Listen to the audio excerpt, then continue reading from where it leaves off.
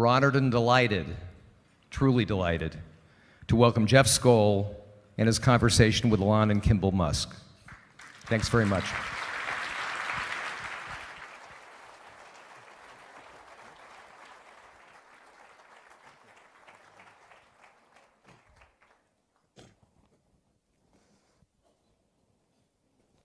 Thank you very much, Paul, for the very generous introduction. My name is Jeff Skoll, and I'm delighted to be here with my good friends Elon and Kimbal Musk. In fact, we're in for a treat. I'm usually the one that gets asked the question, so this is a chance for me to put the shoe on the other foot. And it's also the first time Elon and Kimbal have been on a panel together. I first met Elon in 1995 when he was dating a classmate of mine. Not long after that, I dated the same girl. and I realized then that Elon always likes to be first. I've known Kimbal for about a decade. Kimbal runs 4 restaurants in Colorado, and he's invested heavily in learning gardens, which I hope he'll talk about at length tonight. Elon is the CEO of both Tesla Motors and SpaceX, and he's the chairman of Solar City. But the first question for both of you, what do you admire about each other? I'll do it first. So Elon knows this, but the advantage of being his younger brother is I kind of used to get what he wanted, and he wanted a lot of stuff. And so the one time I remember he wanted motorbikes. I was too young. Well, he was 7, I think, and I was 6 or something like that, which in this country is not very common to get motorbikes. But one of the great things I admire about Elon is when he wants something, he really wants it, and he goes and gets it. And it's amazing to watch him do that as his brother, and he's done it throughout his life. Interesting. Well, I think Kimbal is just one of the nicest people I know in the world. I've never in all my life seen Kimbal intentionally do a mean thing. So I admire that a great deal. The two of you, as I understand it, entrepreneurs are interesting because they often get started at a young age doing entrepreneurial ventures of some kind. And I understand that when you were still in South Africa, you had a venture of some kind. Yeah, the video arcade. Yeah. Yeah, we had this brilliant idea to start a video arcade because we really knew what games were popular. Yeah. And also we were video game experts at 14 and 15. Yeah. And the reason we had to stop was because we went to the city to get a code variance, and you need to be 18 to sign, and we had never told our parents. And we already had a lease, we had games coming, and when the parents found out, they put a stop to it, which is a real bummer because it would have been very successful. Yeah. Well, I'm glad that wasn't the final barrier to success. But that was the first time that you worked together as brothers. And eventually that led to a company called Zip2. Right. I wonder if you wouldn't mind talking about Zip2. How did it come about? What was the idea? What was the whole process like for you? Sure. Well, and Kimbal, do you want to start off, or should I? Well, I mean, I would start with the road trip. The road trip. Yeah. Yeah. Okay. So a year before, this is 94, Elon was working at some video game company in, there's a theme here. What? Yeah. I was actually I was doing 2 jobs. One was at a video game company that was ironically called Rocket Science. And then working on ultra capacitors during the day for electric cars. And so we went on a road trip from Silicon Valley to Philadelphia, and it was in 94, and we were both, I'm younger than Elon, but we were both finishing school at the same time, because I'm much smarter than him. Elon actually was doing a double major, so that's why. But anyway, so we ended up doing that, and we started with a network medical database. Remember that? Yeah. Well, there were a bunch of iterations, Yeah. but I think the thought in '95 was that the internet was going to be something really that fundamentally changed humanity. It was like humanity acquiring a nervous system.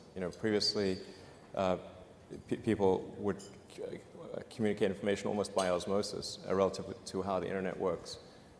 If you wanted to have access to a lot of information, like you'd go to the Library of Congress, but unless you were physically where the books were, you didn't have access to that information. But with the internet, you could be anywhere in the world, and if you're connected to the internet, you have access to all the world's information. So it was really just like humanity was almost becoming like a superorganism with a nervous system. So we want to be part of, building some elements of that. It was a funny time because it made so much sense to us, but we literally had a guy throw a Yellow Pages book at us. He was a very senior executive, and tell us, do you ever really think the internet is going to replace this? Yeah. And literally, and you're kind of looking at them going, this guy's screwed. Yeah. Yeah, he didn't, and people didn't know what the internet was. Yeah. Including in Silicon Valley. Yeah. Yeah. There was something that universities and the government used, and nobody was really doing anything on it, and you certainly couldn't make money. Yeah. Yeah. So. Did you know that you were onto something right away, or did people just think you were crazy and pursuing some bizarre dream? When did it occur to you that Zip2 might be a success? Well, when we first started out, I think our ambitions were really quite low. It was really to make enough money to pay the rent. Yeah. We got a VC give us money. That was, yay! Yeah. We thought it was all over then. Yeah, it was pretty crazy. When we started out in '95, we literally, at the beginning, we had one computer, which would be the web server during the day, and then at night, I'd program on it. And we'd sleep in the office. Yeah, we couldn't afford to have an apartment. It was cheaper to rent the office than to rent an apartment, so we just rented the office and slept in the office and showered at the YMCA. Showered at the YMCA. And Yeah. for me, the worst part was eating a Jack in the Box 3 times a day. Yeah, man, this I'll sleep in it's an really office difficult anything. to get food at Palo Alto after 10 p.m. It's like Jack in the Box and a few other options. we rotated through the Jack in the Box menu. I remember the one time I was literally at Jack in the Box. Hopefully you guys aren't, whoever's from the company's not here. And it was one of those 3 in the morning things, and I took a milkshake, and I was so tired, and there was something in the milkshake, and I literally went like this. And I said, Yeah. that's your standards just dropped to nothing. Yeah. So we're through the end of '95. That's essentially we're just sleeping in the office and showering at the YMCA, and then around the end of '95 is when Netscape went public, and then whether or not somebody knew what the internet was, they knew that you could make money on the internet somehow, or even if it's only on the greater fool theory. So when we went and talked to venture capitalists in early '96, there was a much greater interest in what we were doing. In fact, the round closed in maybe a week or something. It was crazy. Yeah, we Yeah. went from sleeping in the office to people throwing. Again, this is a financial crowd, so you guys see these numbers every day. But for us to hear, we'll give you $3 million. Yeah, it for, sounded extremely. We thought they were crazy. I Why mean, would they it do that? It was literally like, these people are insane. They obviously do not realize we're sleeping in the office. In fact, when they did fund us, Yeah. they realized that we were illegal immigrants. Well, I mean, Yes, we were. I'd say it's a gray area. Yeah, yes, we were. We were illegal immigrants. We were sleeping in the office. We didn't have a car. We had one car, but the wheel kept falling off. Well, actually, yeah, the wheel did actually fall off the car. Yes, exactly. And the venture capitalists actually bought us cars. Yeah, well, they gave us 40 grand. It was 40 grand to go buy cars, which was, at the time was more money than we'd ever seen. Yeah, and I bought I spent $35K on a Series 1 67 Jaguar E-Type. Which didn't drive. But he got what he wanted. Yeah, it looked really great by the side of the road. He got it. He was driving it home from the dealer, and it broke down, and he had to actually come to the house on a flatbed truck. Right, it didn't improve from there. I mean, it was really Should have brutal. kept the truck. Yeah. It reminds me in some ways of, eBay went public in 1998, and we had kind of the scrappy startup mentality as well. And the first time I ever saw Elon on TV was when you took delivery of a McLaren supercar. That's right. So Yeah. Right. So presumably somewhere between sleeping on the floor of the office and Yeah. the McLaren, something happened. Yeah, so at Zip2, we basically created software to help bring the media companies online. So it was sort of internet publishing software. It was the yellow pages, white pages, maps and directions, that kind of thing.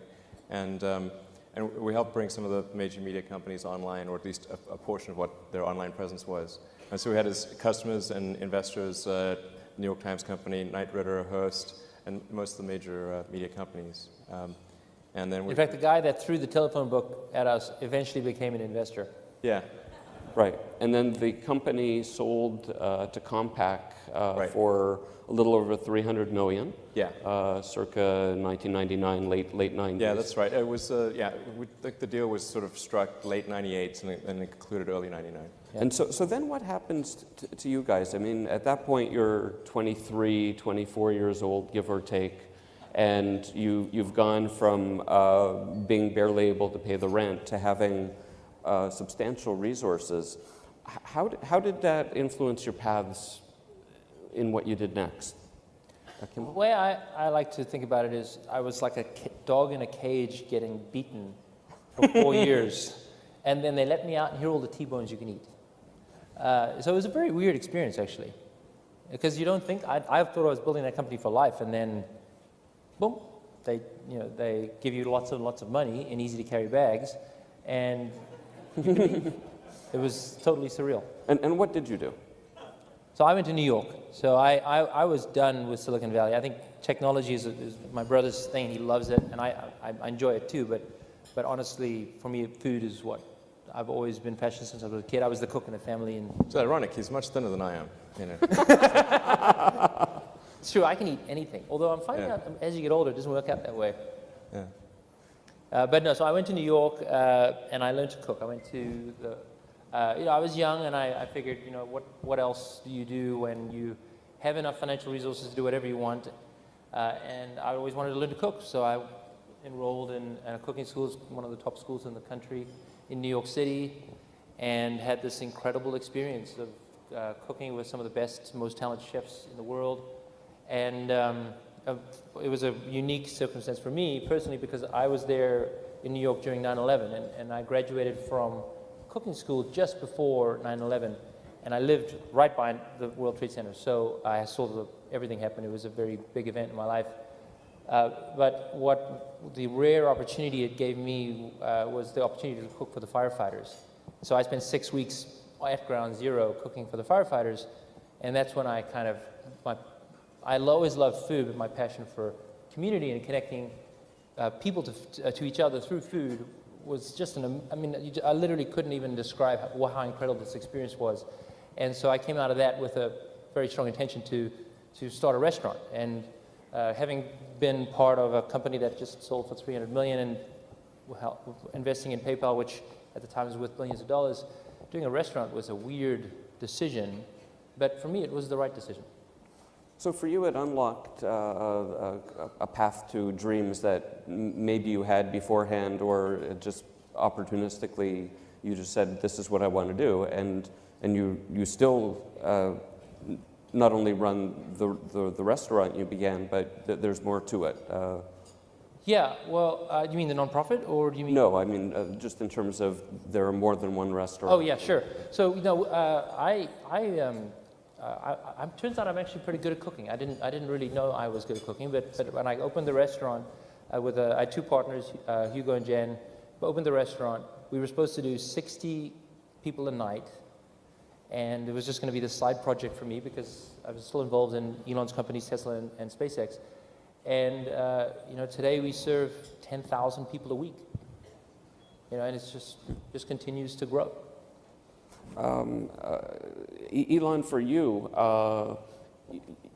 Zip2 happened, you sold it, and it... and bought the McLaren, yeah. And if I'm not mistaken, you invested most of that money into your next venture, X.com. That's right. Most of the funds went into X.com, which was later renamed PayPal. And that worked out pretty well. It worked out pretty well, but looking back on it, because you put a lot of your eggs in that basket, would you advise entrepreneurs to roll the bones quite the way you did? Yeah, absolutely. I think so. I think it's worth investing your own capital in what you do. I don't believe in the sort of other people's money thing. I think if you're not willing to put your own assets at stake, then you shouldn't ask other people to do that. So eBay comes along, buys PayPal, and then I remember 2003, give or take, meeting Elon at a coffee shop in Palo Alto. This was not long after the PayPal deal had closed. And I said to Elon, what would you like to do next? And you had 3 things to say. Right. Do you remember what they were? Yeah. But yeah, they're basically, space, solar, and electric cars. Space, solar, and electric cars. Yes, 2 points. Yeah. Wait, space, electric cars, what was the middle one? I asked Elon what he wanted to do, and he said he wanted to do something in solar power. He wanted to colonize Mars eventually, but to get there by building a rocket business, a sustainable business, and building electric cars. And let's talk a little bit about Mars. Okay. So where did this come from? When did you have that dream? How did that come to be? I guess when I was in college, I thought about things that would most affect the future of humanity, and there were 3 areas that I thought would have the biggest impact, and those were the internet, sustainable energy, of which solar power is the production side, and electric cars the consumption side, and then humanity becoming a multi-planet species. And I think our future will fundamentally bifurcate to one where we are a space-faring civilization, or one where we are confined to Earth until some eventual extinction event. Although I'm quite optimistic about life on Earth, I should point out. Sometimes people think that by that I expect some imminent catastrophe, but I think that the probable outcome for civilization on Earth is quite good for a long time. But I still think that we should try to extend life beyond Earth and and the thing to do is to establish a base on Mars, and try to make that a self-sustaining base as soon as possible. I don't expect that SpaceX is going to do that sort of single-handedly, but I think we're going to try to advance the technology of space travel to the point where we can at least send some number of people to Mars, which is not currently possible. As I recall, when follow-up question, Jeff. when SpaceX started, I think the first 3 rocket launches weren't successful. Yeah. And the 4th one was. What would have happened if the 4th one hadn't worked? We would have failed. Yeah. But let's talk about one of the failures were spectacular.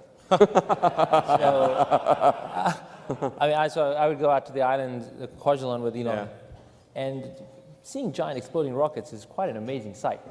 I was one of the early investors in SpaceX, and I said, you know what? If all I get to do is to see these rockets explode, It's well worth every dime I put into this company.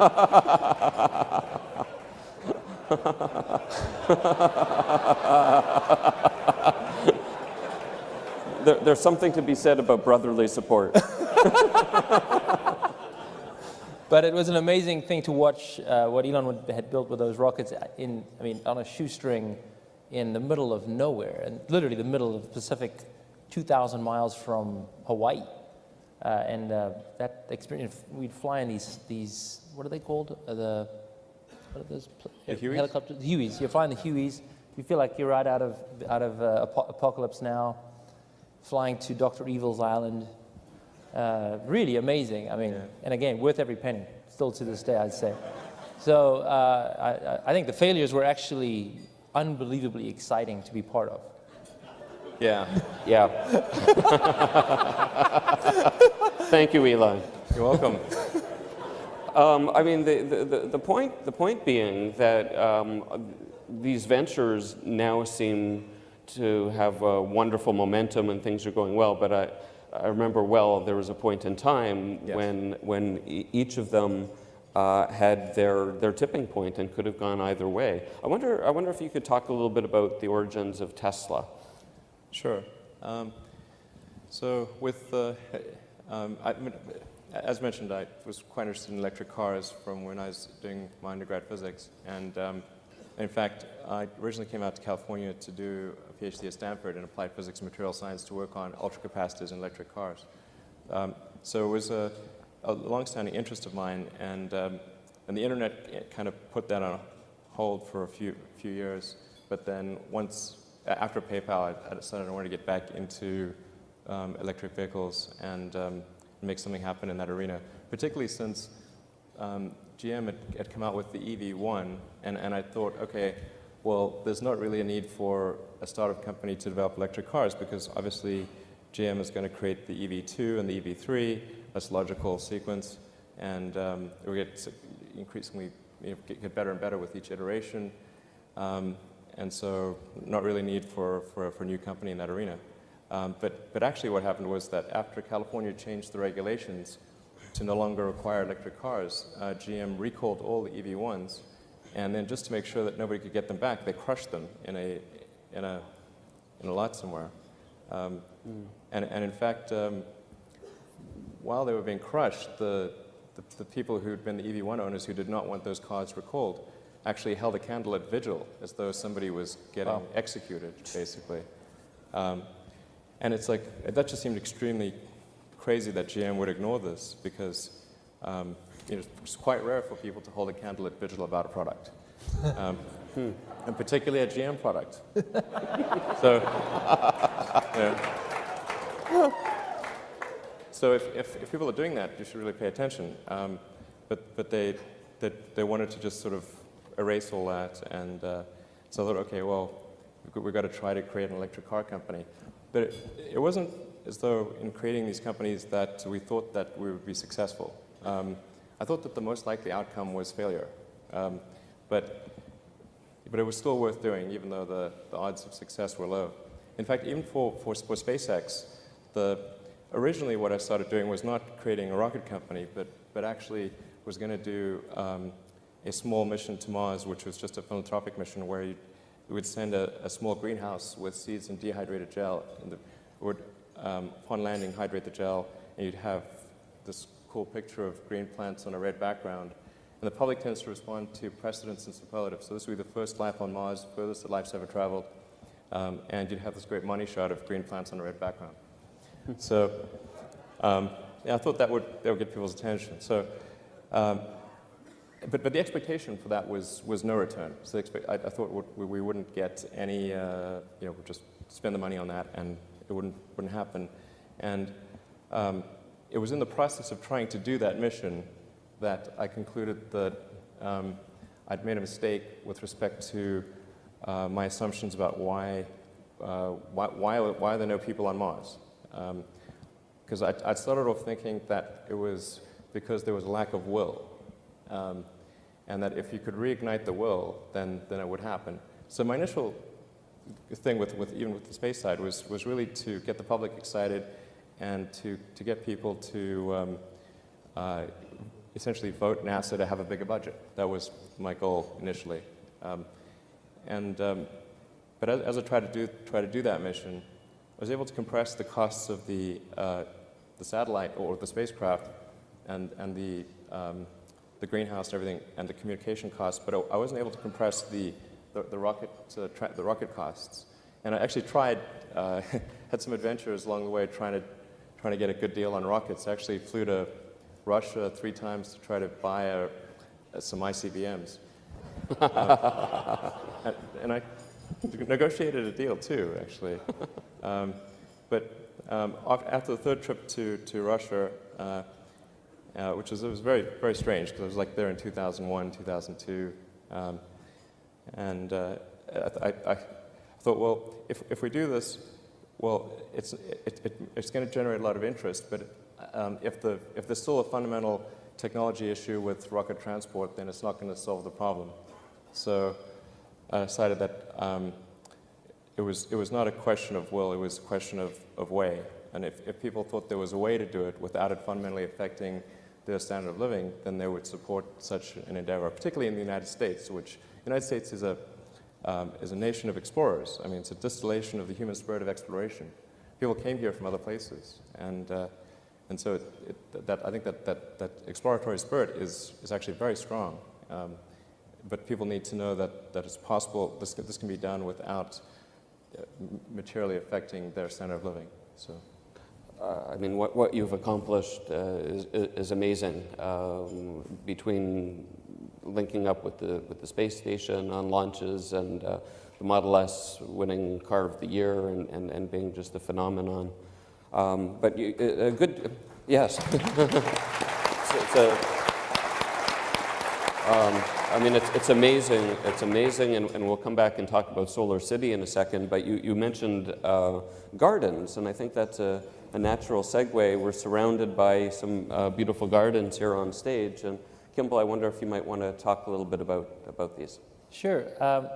So the restaurants that we do in Colorado are, before farm to table was a term, we work with local farmers and bring local food to the tables, and we really consider ourselves a community restaurant.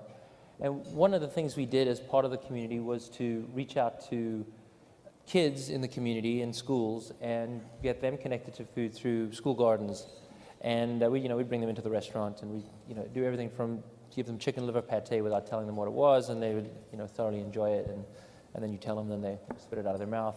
And it's like fun things like that we just did as a great way to connect into the community. And then I had a personal accident, a very severe accident. I was paralyzed on my left and horizontal for 2 months after breaking my neck. And it really helped me focus on, well, let me go back to having more of an impact on society. And I know there's a lot of philanthropists in the crowd, and I have a lot of respect for that. But for me, it was very much about how can I give back, but in a way that really I understood and could really see the impact. And I'd been working with these school gardens for many years, and so I came up with this idea called the Learning Garden, which you see beautifully presented. Thank you very much, Nancy, for doing this. And what we do is, it's a nonprofit. We go to schools around the country, and we install these outdoor learning environments that are school gardens. And they're very different to traditional school gardens. Traditional school gardens being in the corner of the schoolyard with a fence around it. These are designed to be in the schoolyard, on the playground, where the kids will see it every day. Hundreds of kids will enjoy it and play with it every day. And it's made out of the same material as playground equipment, so it'll last for decades, unlike traditional school gardens, which are very, very temporary. We also came up with this idea to make it more modular so that you could fit it in any schoolyard. Rooftops, asphalt. There's a lot of toxic soil, sadly, in our cities where you literally couldn't put a garden there if you wanted to. And these were designed to be FDA approved just for food, for growing food. And so what I did was really look at the problem based on the experience that I had working with Elon and working in whether it's manufacturing or operations or politics, frankly, which is a very big political problem. And what value could I add? And there are lots of great gardeners out there, and I'll be the first to tell you I'm not a gardener. But I really believed in the impact that these were having, and the data is amazing. I mean, we see a doubling of vegetable intake when kids have a learning garden on their schoolyard, literally a doubling from 2.5 to 5 portions a day. We see test scores, particularly in science, go up by 15 points on a 100-point scale when they get taught the same science lesson in the learning garden versus in the classroom. This incredible impact on their lives. And the challenge was not a question of school gardens. That had already been proven. The challenge was, how do you scale? How do you get something that will reach 100,000 schools within a few years? Because that's the problem we have. Childhood obesity is today's problem. It is not tomorrow's problem. 20% of underserved kids are going into kindergarten obese. It's an awful tragedy. We have these poor children that are not only obese, but they're actually starving because the food we're giving them has no nutrients. It has calories, but no nutrients. And it's just this awful, awful situation, a real tragedy that we're creating. And so for me, what I wanted to do was, how do I come in and say, okay, I know what I know what I think I can do well. Let me see what I can create that could actually go into 100,000 schools within a few years. And so I created the Learning Garden with this idea to, by the end of this decade, to reach every child that wants one, or every school that wants one.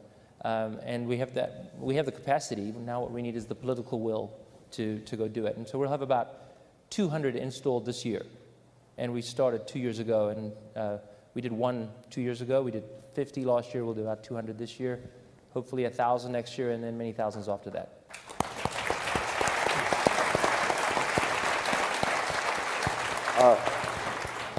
Kimbal, if people are interested in finding more out about the learning gardens, where would they go? Thekitchencommunity.org. Please go.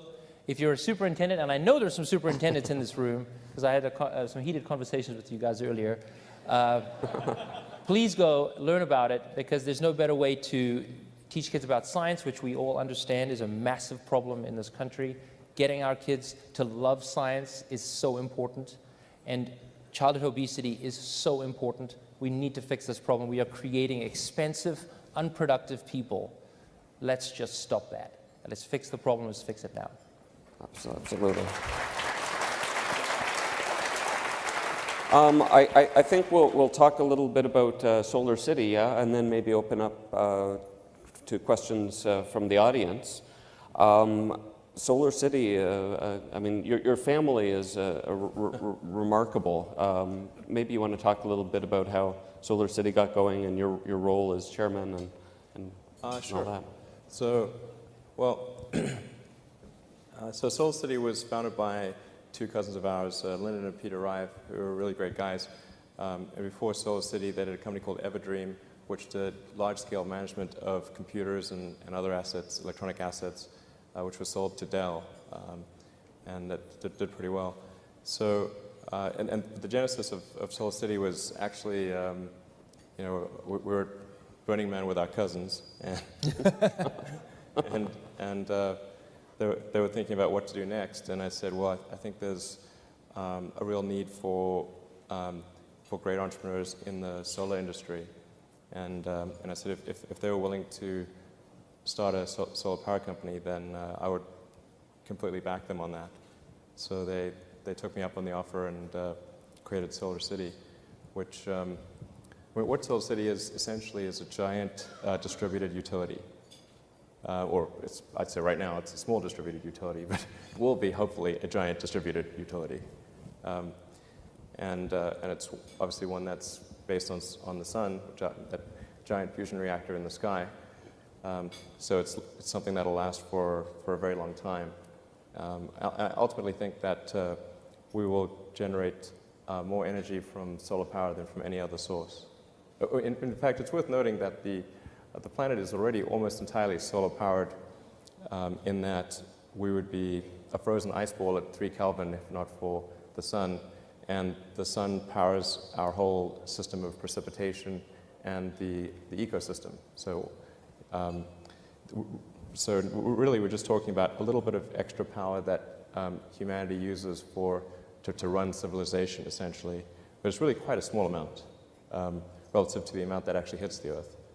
Right, and Solar City went public a few months back. Yeah, it went public in December. It was quite a difficult IPO. And we were able to get it through. and now it's doing reasonably well. Well, there are amazing successes on both your parts. We're going to go to questions from the audience, assuming these monitors work. As of the moment, they're not, and if not, then I will. Oh, I see a monitor coming on here. All right. What are the key traits, skills, or circumstances that have allowed you to be so successful? I don't know. Why don't you answer for me, or what do you think? I'll I'll go answer first. for you. That's a great idea. So I live in a small town in Colorado called Boulder, and my joke is I grew up in South Africa during the collapse of apartheid, very, very difficult time. Then I went to California during the rise of the internet, exciting but difficult time. Then I was in New York City during 9/11, difficult time. Now I'm in this little small town in Boulder, waiting for some serious shit to go down.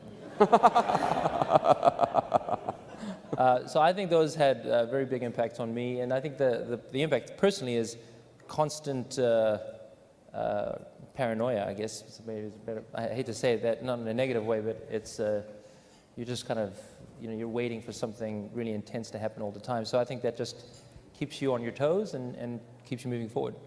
It does. Yeah, I think just obviously being tenacious and being I think just being super focused on the truth is extremely important, and looking for feedback from all sources.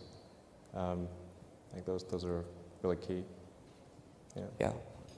I'd also add, knowing both of you, is that you're very detail-oriented. There's no small part of the experience that doesn't get attention from you.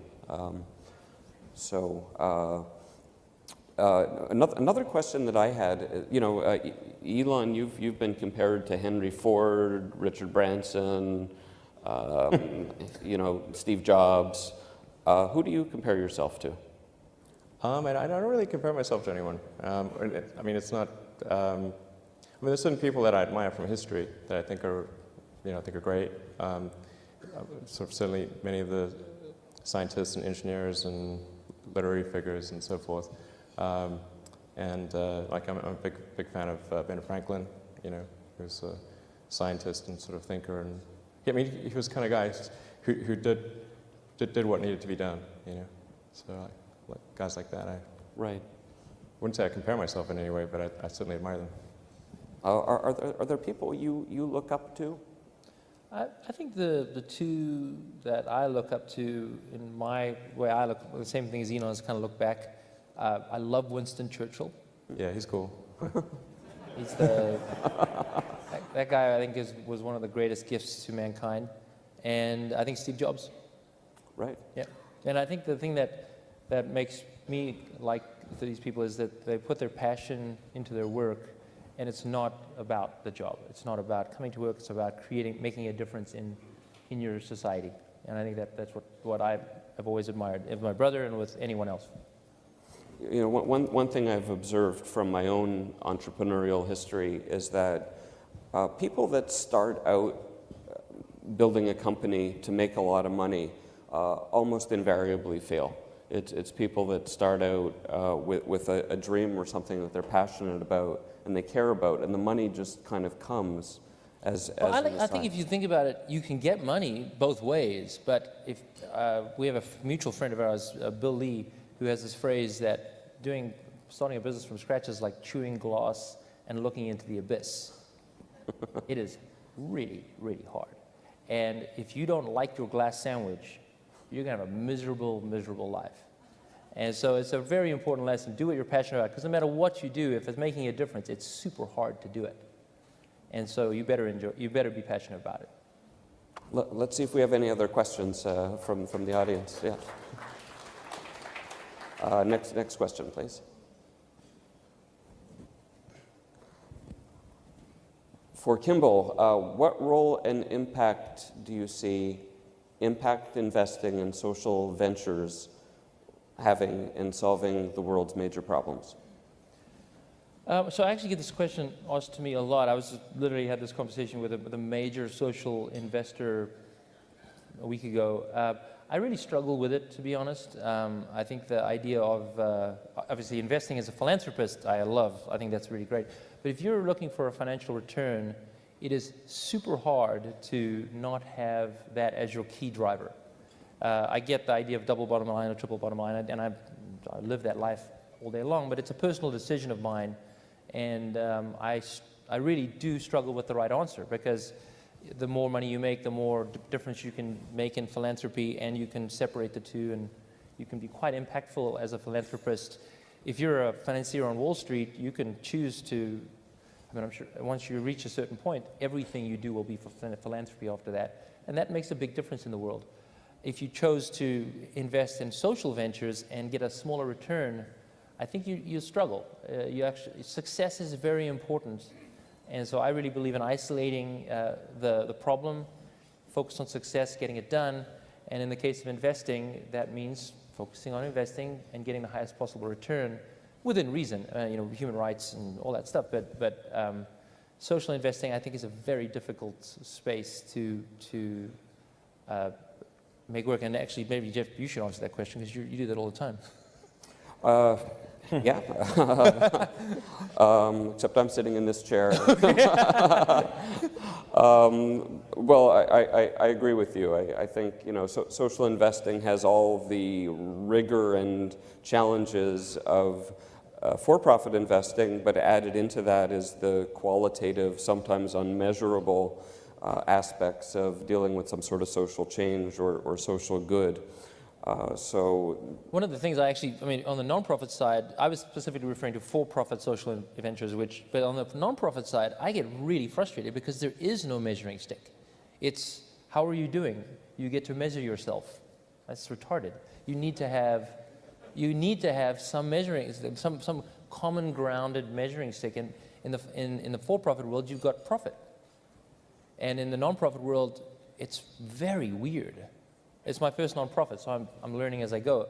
I don't know what the answer is. Elon, anything to add on that? But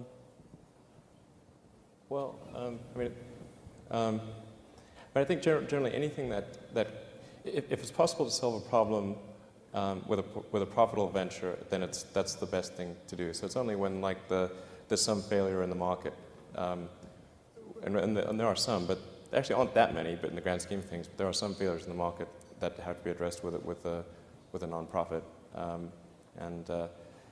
But generally, I'd say, or on the side of I do have a small foundation. No. So it's not as though I'm against giving stuff. I do. Elon's the biggest donor to the nonprofit. Generally, if there's a way to fix the market system, that's the better way to do it.